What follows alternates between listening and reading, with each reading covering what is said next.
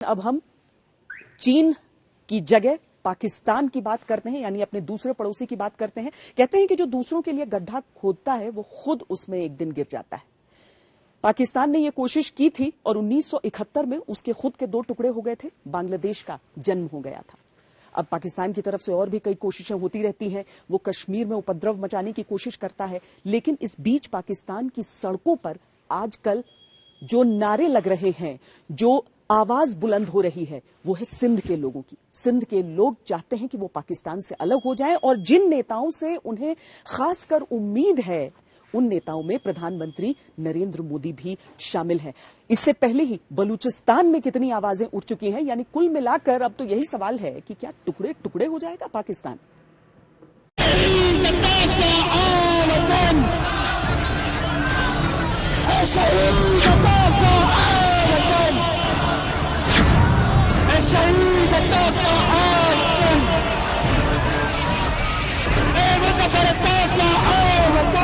ये पाकिस्तान की सड़क है।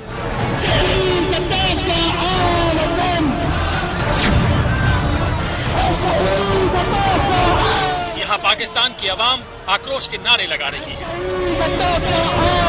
लेकिन हवा है प्रधानमंत्री मोदी की। जबान पर सिंध की आजादी की मांग और गुहार मोदी से।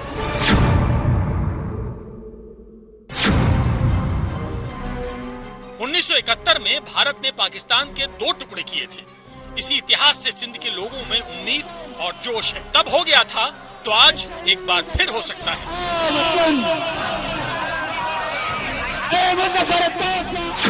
पाकिस्तान के महत्वपूर्ण प्रांत सिंध को आजादी क्यों चाहिए? ये सवाल पूछो तो सिंध के लोग जवाब देते हैं, हमारे साथ सौतेला व्यवहार होता है। सेना अत्याचार करती है और इमरान की सरकार इग्नोर मारती है। जाएं तो जाएं कहां?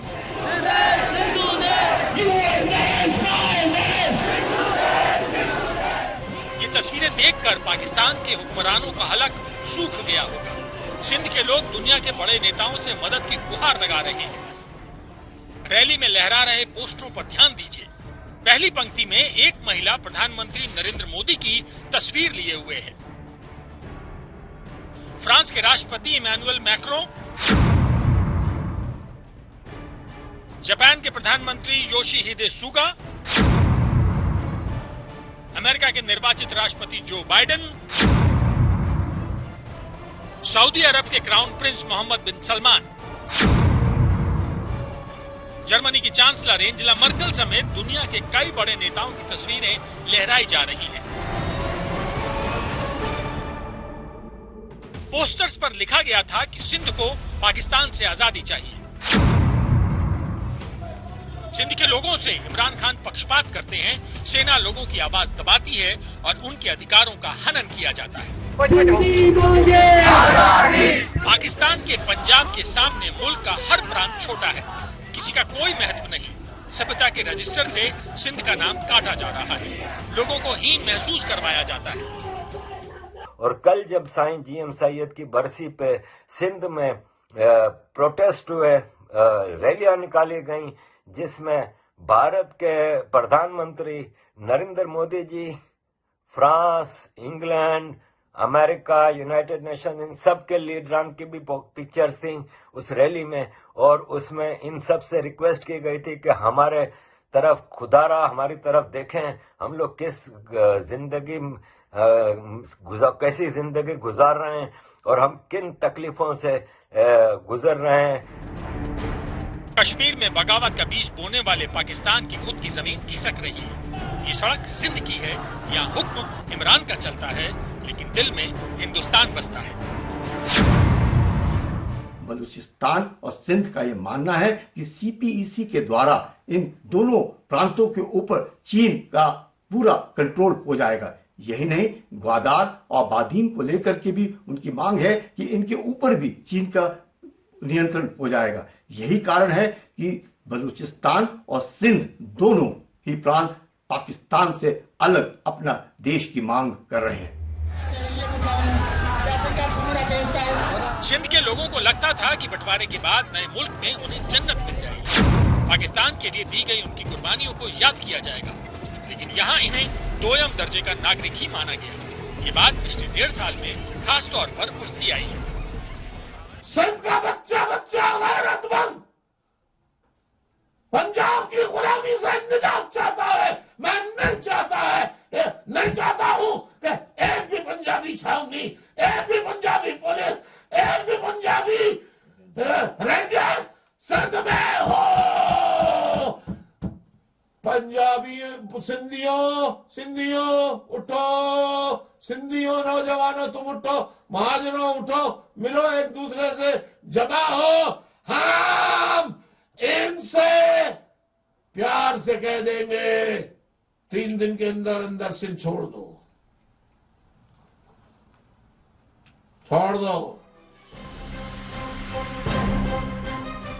जुल्म से जमहूरियत नहीं चलती, जुल्म से सिर्फ तानाशाही हांकी जाती है। बलूचिस्तान के बाद सिंध के लोग भी यही देख रहे हैं।